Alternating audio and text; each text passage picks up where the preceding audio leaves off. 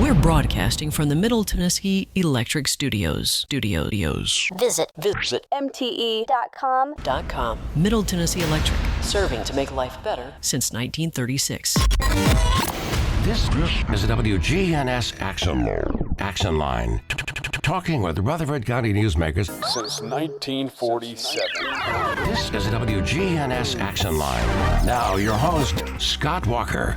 This morning we have in studio from the Rutherford County Sheriff's Office, Detectives Jeremy Murdock and Austin Wortman, and we'll be talking about stalking and how parents can kind of look for signs of stalking and what to look for or what to tell the kids when it comes to looking out for things like that. Detective Murdock, tell us a little bit about what you do day in and day out at the Sheriff's Office. I've been at the Sheriff's Office since 2019. Before that, I was at Smyrna Police Department. Currently, my day-to-day is I am part of the Child Family Crimes Unit, and I investigate basically anything involving children, to include physical and sexual abuse and child offenders, school threats, social media, sextortion, anything relative to kids. And then I'm also on the homicide unit. Fortunately, in Rutherford County, we don't have enough homicides to have a full-time unit, so I assist in that when we do have homicides come up. But those are my primary functions at the Sheriff's Office. That's quite the variety right there. It is.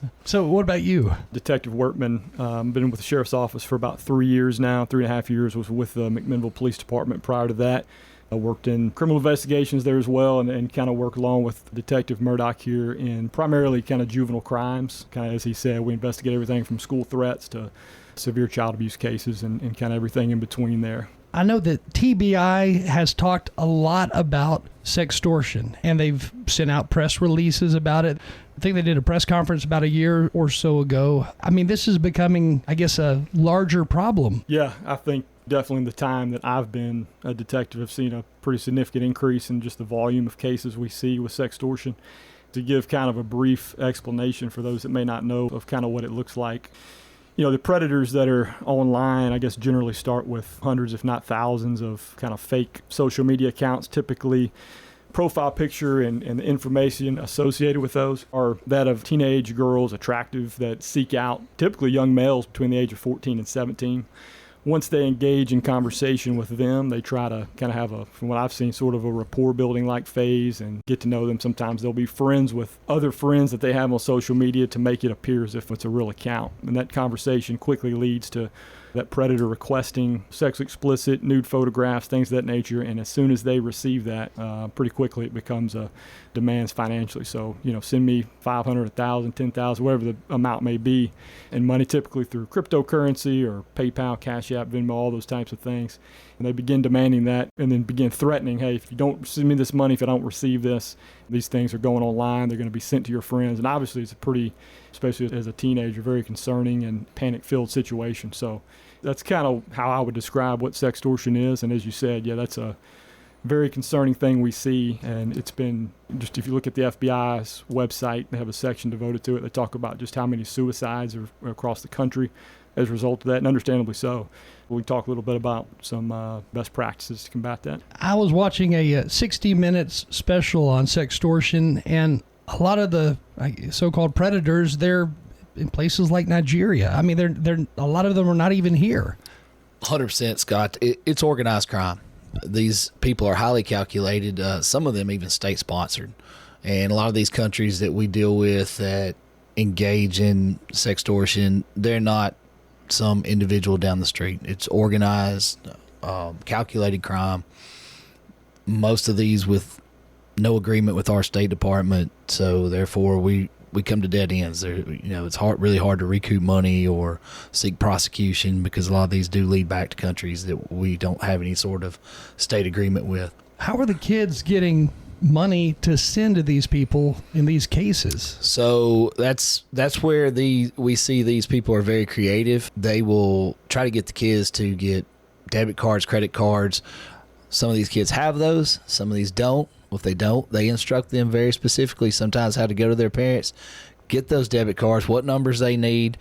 I've had a case myself where the kids weren't able to get that, so they settled for mom and dad's social security numbers and told them how to find that out. So they will trade for any sort of currency that they can use to extort further. And an important thing to note, in addition to what Austin said, is that for the FBI, TBI, us, we all assume that these cases are vastly underreported for those reasons, because these victims don't want to report these things going on due to fear of losing these devices. Yeah. So we don't have any way to know, but I would assume that we are only seeing a small number of these cases reported. And a lot of times even the parents are embarrassed that they maybe had so little oversight that they don't want to come to law enforcement. So our assumption is that we're only seeing a very small portion of these cases actually reported. Are you seeing some cases locally where the suspect is in this area, or have you seen that before? Yeah, I think, as we talked about, I think the majority that I've seen come from out of the country. When I just finished working, came back as commonly to Nigeria. I think that's a common, and even kind of just on the, like I mentioned earlier, the FBI's website tends to note areas in like, I believe, West Africa and Philippines kind of tend to be the primary area that these things are coming out of. But there's certainly cases that come out of the country as well, but typically don't see that. Does our federal government, do they need to have a different working relationship with some of these countries in order for arrests to be made, in order for prosecution to actually happen? I think it would surprise people the amount of relationships our federal government has with certain countries that we assume as citizens are adversarial. There's very few that aren't, but again, these are calculated crime organizations, and so they are not accidentally coming from these places that are difficult to deal with. And to expound on your last question, much more rare to be localized. Generally, we do see those, but I would almost consider them, even though they're kind of the same, they're almost separate in how they operate. I guess they're operating totally different, probably because maybe they've seen how this operates and they're trying to mimic it in some way. A lot of times those are based, you've got a boyfriend-girlfriend situation and they send explicit pictures over in confidence and the intimacy of that relationship, not understanding that those things can be temporary, those relationships, but those pictures are permanent. And then you see sometimes a month, a year. I've had middle schoolers that in high school, these pictures, something they sent in the 6th grade, now they're a senior in high school, and previous boyfriend gets mad and sends these out, or friend of boyfriend. So we do have those scenarios. They're unfortunate. They're expensive learning moments for the kids. Those are ones that we prosecute in cases where they actually try to extort them for something. But a lot of times on those, we use those as learning moments and try to get those kids to pull all that down and alleviate some of that public embarrassment. And now there's websites where I guess kids are selling photos of kids, so to say, and that's another problem that we're looking at. Yeah, absolutely. And that kind of brings to mind another form of this that I've seen and kind of been aware of is, these predators will obtain personal information on minors and extort them, not necessarily financially, but hey, if you don't send me a sexually explicit image or nude image of some kind, then there's going to be some type of repercussion. So it's not always financially motivated. I think that tends to be kind of what we see the most of now, but it can also work the other way where it's demanding, receiving those photos from them. So, but yeah, there are, unfortunately, there's websites, I believe, kind of referred to as like revenge porn, things like that, where it's what may have been a consensual photo between boyfriend and girlfriend gets sent around or posted to a site, whether it be for money or just from kind of a revenge aspect. One of the press releases we saw, it was from Williamson County, and the person who was on the other end of the scam, they actually sent a photo of the person's house, and they threatened to come to their house. Of course, they later learned that the person who was doing all this was in another country. I mean, to go to that depth, that would be scary to be the victim of that and see somebody, even if they got the picture of your house off Google, just to see that they know exactly where you live. It's pretty easy, and it's unfortunate that the unfettered access these kids are allowing people to have into their lives, and some of that comes from this desire. Everybody wants to be an influencer. Everybody wants to be a content creator that's under the age of, I don't know, 30 maybe in this country currently. They need that internet validation, and a lot of that you see there, that when you have open source social media, it's not that hard to go into your social media and pull these pictures out, pull up metadata, figure out where you're taking these from, where your residence is, and really dissect a life pretty quickly. And someone with limited internet ability can do that. Well, these are basically professional organizations doing this, so it's pretty easy for them to pull apart these kids' life and pick out, okay, I've had them name, if you don't send me this, I'm going to notify your parents and name them, your youth minister, name them. And these are people that you think about as a kid, that who's the most important people that you would never want to know that you did this thing. So they are desperate to try to meet these demands. And have you gone into some cases where these suspects actually did contact some of those family members, like and also a youth pastor? In my experience, typically not. If they can't get the money, they move on to the next mark. They're not in this to actually create damage. They're in this to make money. So if they hit a dry well, so to speak, they move on to the next target. And that's a lot of what we tell our victims when they do come in. They may reach back out. They may find a way to contact you via another, we try to get them to block them and remove them and all that. But we always tell them, if they do reach back out, ignore it. Let us know. As long as you don't send money, when you send money, they will stay on the hook. But as long as you don't send money to respond, they generally don't go to the trouble to reach out and do those things. And what are some of the things you tell parents to look out for as far as monitoring your kids on social media, and be it a 10-year-old who shouldn't be on social media or a 17-year-old who shouldn't be on social media? Yeah, I think it's tough because in this, in the world we live in, to expect for, teenagers, especially at the high school age, to just completely be removed from social media, not involved, is probably unrealistic to some extent. So I think it comes, just as a parent myself, I think it comes to being involved and knowing not only what, social media applications they're involved in, but being involved in what specifically they're doing on them and checking. And there's tons of parameters and things that these companies have now, from Instagram to Facebook, Snapchat, etc. You can set, anything from who can send you friend requests. Obviously, there's plenty of things you can do now within the apps to limit what can be done by your children on them. And I think that's important. But if nothing else, just having a conversation with your kids about kind of the things we've talked about today before they start using it, and being upfront about the dangers that come with it, can be probably even more valuable than setting safety nets on there. What are some of the biggest social media applications that you're seeing that are being used in these cases? I would say we have Roblox, TikTok, YouTube, pretty much anything with a messenger feature. I had a case, or there was a case in the office that came through Pinterest.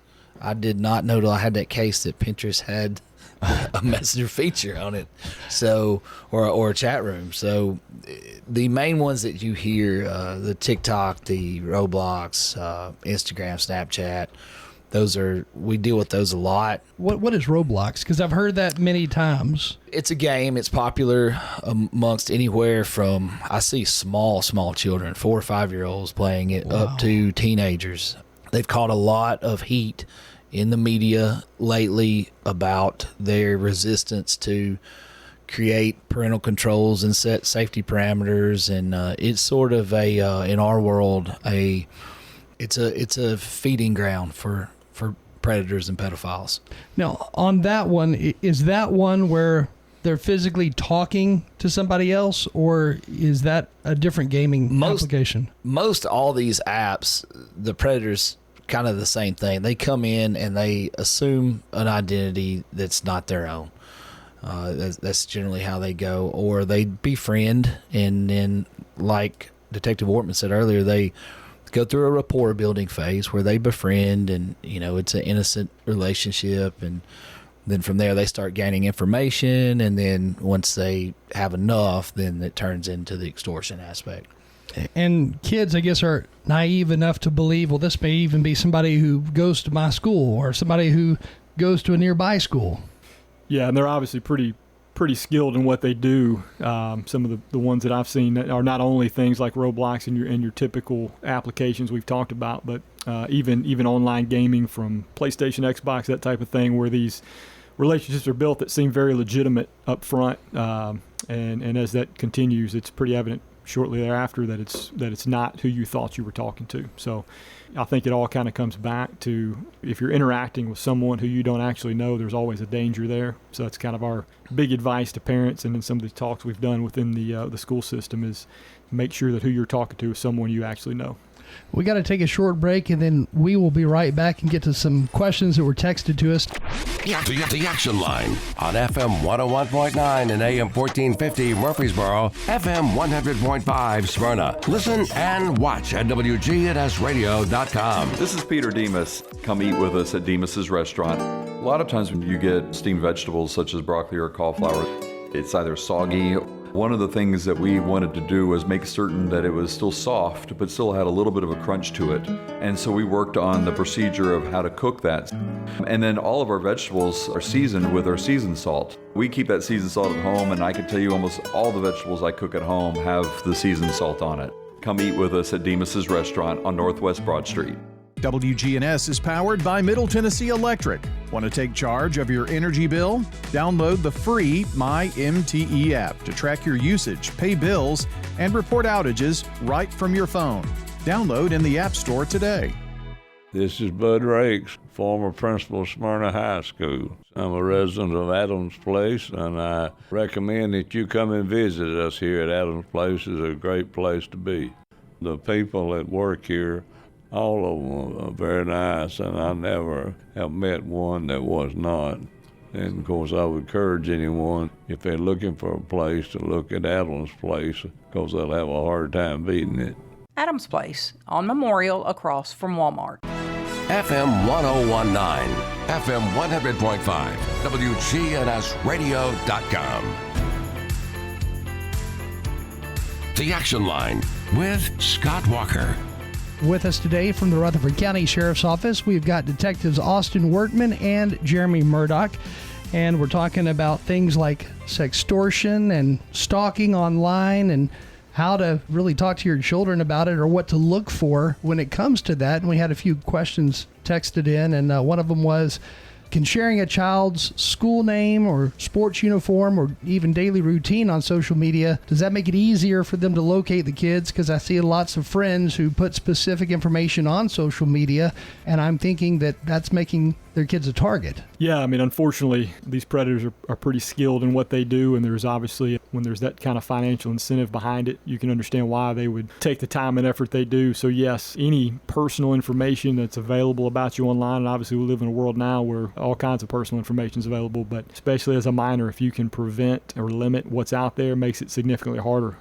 If I'm a predator and I have your school name, pictures of you in a high school football jersey, and know who your friends are because you're posting and sharing information online about them, it's much easier to appear as a legitimate person, with that information in mind.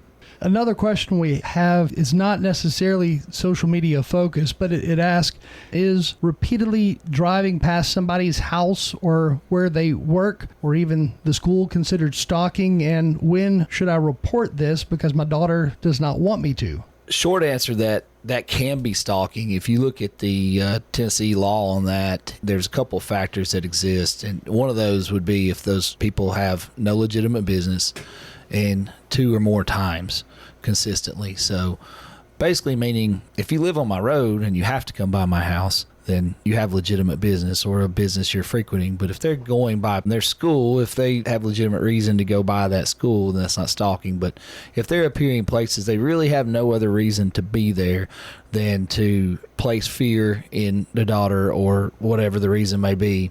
And it's repeated occasions, and yes, that would warrant to me her reporting that. In cases like that, have you seen, and I could see where a teenager would say, no, Dad, don't call the police over this. I could see where that would occur, and then if nothing's done about it, this escalating to something worse. So, yes, we've got to be smarter than our kids. I have kids, and they're always going to think about social ramifications, and we've got to think about safety.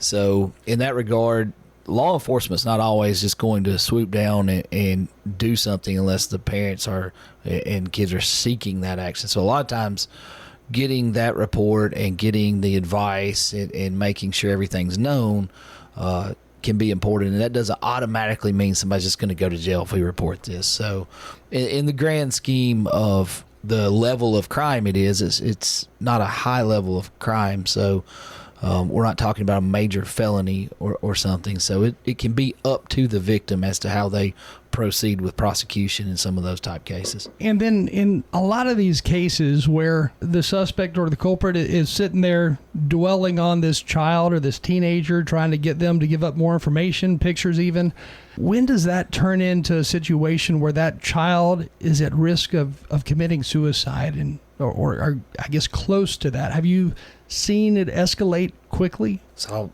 take this one.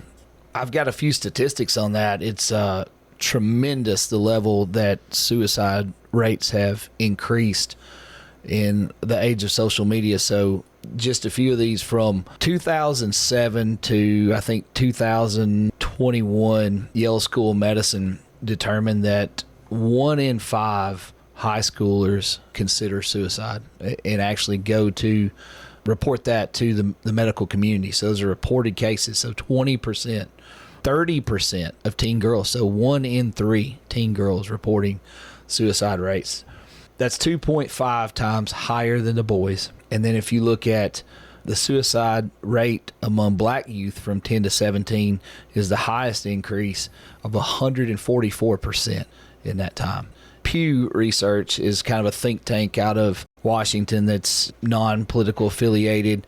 And if you correlate that with some of their research that says 95% of U.S. teens report access to a smartphone, and 45% of those report being online constantly, so never unplugged. And I will tell you that professionally, and I think Detective Wortman would agree, that I think these numbers that we see, the increased rates in suicide and all, come from they're never unplugged from their network, and whether that be a lot of it bullying situations, these type situations we're talking about today, stalking, where they're dealing with these stressors that we never had in our youth. When we went home on Friday, we didn't see anybody we dealt with at school all week until Monday, and so we were able to unplug from that. These kids are never unplugged from these situations. That's crazy. I mean, those numbers are really surprising. That's high.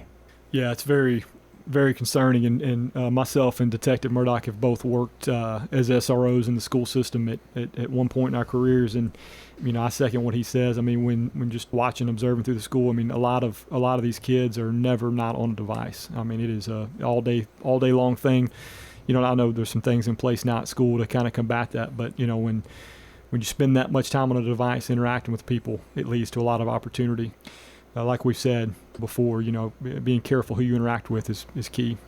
When you look at the person who is on that verge of committing suicide or who is being stalked or bullied in some way, is it always the most popular person? Is it always the least popular person? Is it a variety? What do you see there as far as, you know, that student as a whole and where they stand within the student body? Is it, I mean, I guess what I'm wondering is it the typical victim like what we would have seen in school? Some kid get picked on because he wears the wrong shoes. You know, I don't know, but things were a lot different then compared to today. I have not seen anything that would tell me that it's specific to I mean, our statistics tell us that among black youth is the highest rising, but when I look at what you're asking about, was this your kid that had less money and not the cool clothes? No, absolutely not. I see this, your popular cheerleader, your popular football player, down to your previously victimized kid. I don't think there's any boundaries like there used to be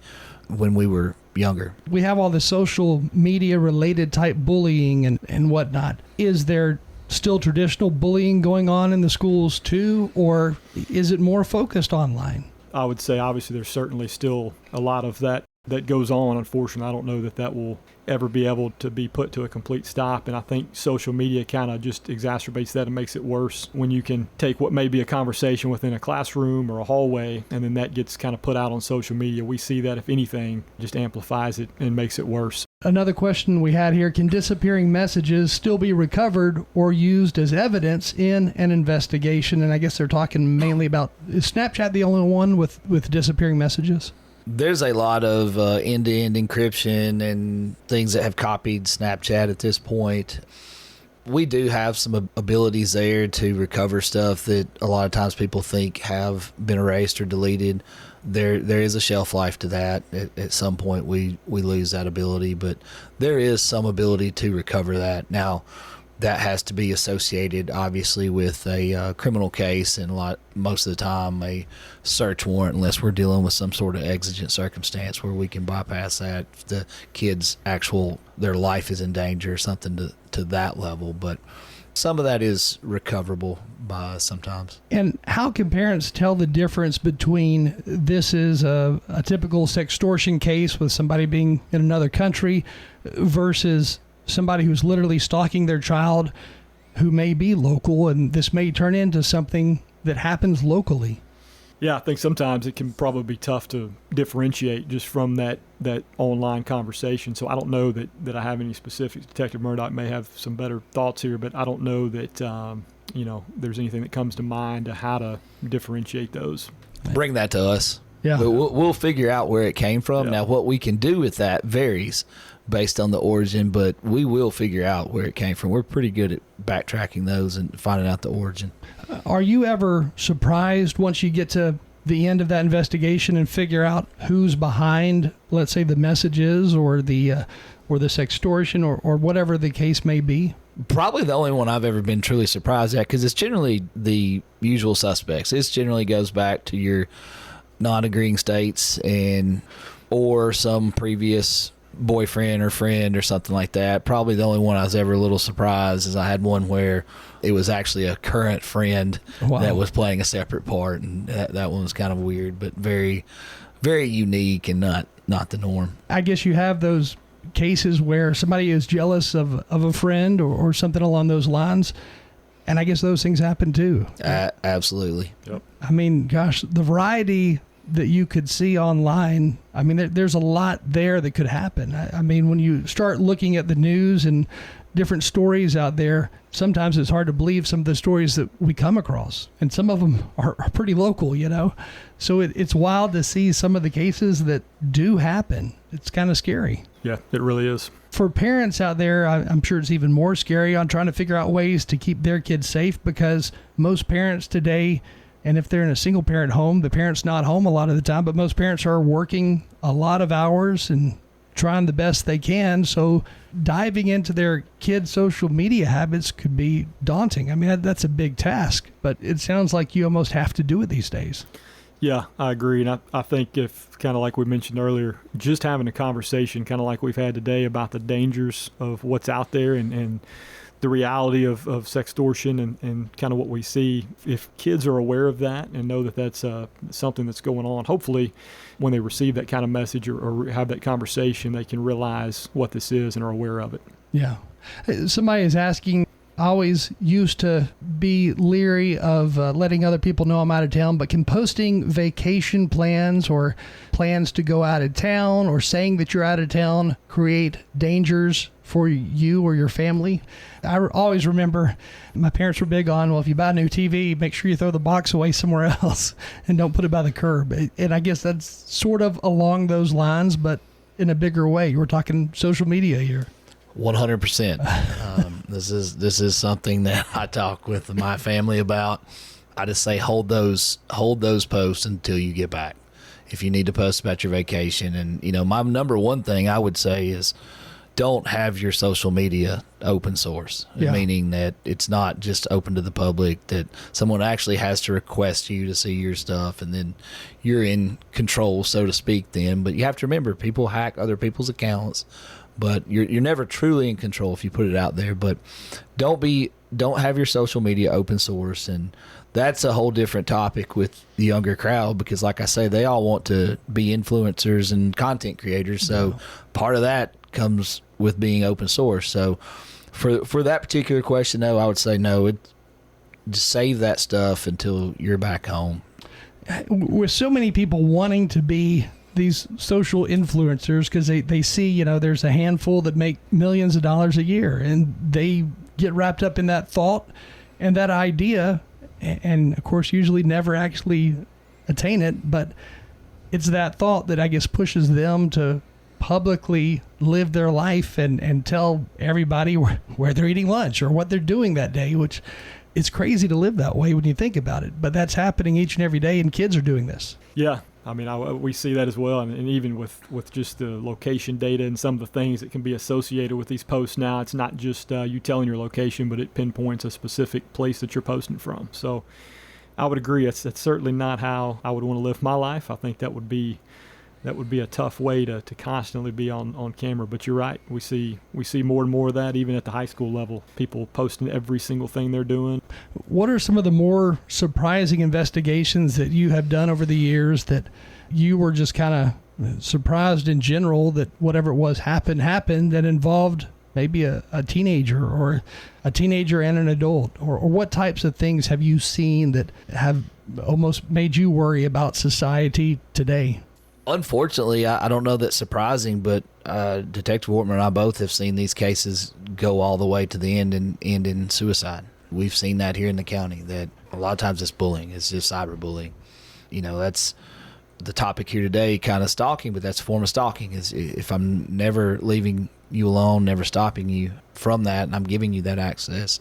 And that's one of the oddest things to me. I know when I was in SRO and I'm dealing more with the kids up front on it than the parents coming after the crimes occurred, is me conveying to these kids, hey, you are in control of your online life. Hit that block button. Stop allowing this person access, but they won't do it. It's kind of weird in that the full access to them is more important than protecting their mental health. I'm even surprised as an adult how aggressive people can be these days when it comes to calling, texting, or emailing or messaging. And it's like people have no boundaries today. And if it's that way in the adult world, then what is it like for teenagers? When you have somebody who wants to get a hold of you, they're texting you, they're calling you, they're emailing you, and so forth. But I guess this happens even more so on the teenage level, because I could see teenagers being extremely aggressive and trying to get a hold of somebody. My advice, and I know I've talked on your show before, protect them as long as you can. We don't have cell phones yet in our house. I know there's a date and time that they're needed, and I'm not suggesting to parents that you deplete a obviously great form of communication and to know where your kid's at, because there's advantages that come too with apps like Life 360 and sharing locations and being able to be in touch with your child when they play sports, and once they are independent of you. But when they are still dependent upon you and there's no need for that cell phone, if you're going to let them have it, have applications on there where you have control. There's Bark is an app out there. There's several others where you can set that up to have the level of parental controls that you decide to put in place, and that what's going on that phone. Two-factor authentication into apps and stuff. All those things are important, that you're involved. And I have a website just to throw out here for parents, stopbullying.gov. It's from the U.S. Health Department, and it's a great source of information. And it gives parents an idea of current websites, social media sites, communication apps, WhatsApp, and stuff like that kids use, like third-party communication apps they use, so that parents can recognize these things, know what's on their kids' phone, just being involved. I mentioned this one time on your show before, and I heard some good feedback about it. I said, you would never leave a loaded gun on your countertop and think that's a good idea. And having that unfettered access to a cell phone for these young teenagers and letting them have that can be just as dangerous or worse in many counts and lead to the same outcome. When you look back at cases where it does involve a suicide, are you able to look back and see step by step, well, this is what happened next, this is where this could have been prevented? Or, are you able to truly follow? It's like a story from start to finish, and you saw all these places where somebody could have stepped in and done something? Yeah, I'll just, from what I've seen, a lot of times these people are ruthless, and they're some of the things that are said when they start demanding that money is really horrible. So, I guess one thing that I would go back to, and I know I've said it before here, is that conversation early on and on the front end, and that education about the dangers of these things is probably the most important to try to combat that, on the back end. So,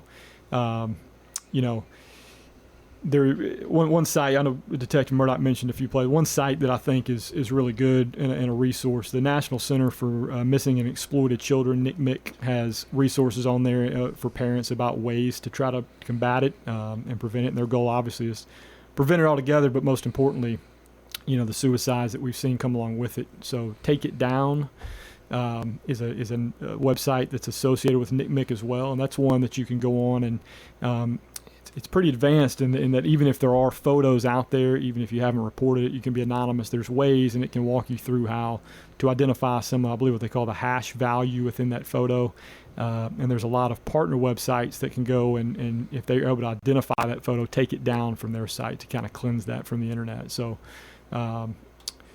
yeah, Take It Down, and NCMEC has a lot of good resources to kind of do what your question was in ways to combat that. Now, the aftermath of a child committing suicide and a parent regretting not talking to their child at some point about social media and some of the dangers of social media, that aftermath has got to be huge and devastating. I mean, when you do look back, your vision is always 20/20, and you're able to say, man, this is what I should have done, but I didn't. So there's a lot of blame there, I'm sure, that the parent has on themselves. But what would you say to those parents who are able to say something today before something worse happens? I think what happens a lot of times in those cases is, like I mentioned earlier, these kids aren't reporting this abuse due to the fear of losing that device. And so they're because a lot of times a parent that doesn't know what's going on, their reaction is going to be, well, let's take this phone away. The phone's a problem. I don't disagree, but at that point, that phone's become a lifeline. And I would say the more important thing to the parents that do have opportunity where we're standing at today, become involved. Know what's in that phone, know what they're looking at, know what they're on, talk to them, have control of that. Don't give up control of that and let a child have this complete access to all of these apps and not knowing what's going on in their social media and their digital life. We appreciate y'all joining us this morning. From the Rutherford County Sheriff's Department, we have had Detectives Austin Wortman and also Jeremy Murdock. Man, it's just crazy to hear some of the statistics and things happening these days involving teenagers and children, really of all ages. But all of this is happening right here in Rutherford County, too. Absolutely. To come. Don't throw away old flags. WGNS retires Old Glory with respect. Bring those tattered Bibles here, too. We're more than talk.